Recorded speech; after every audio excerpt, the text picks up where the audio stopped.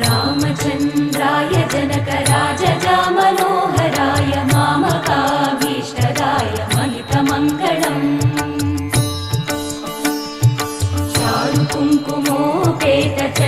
चारुकुङ्कुमोपेतचन्दनानुचर्चिताय हारकटकशोभिताय भूरिमङ्गलम्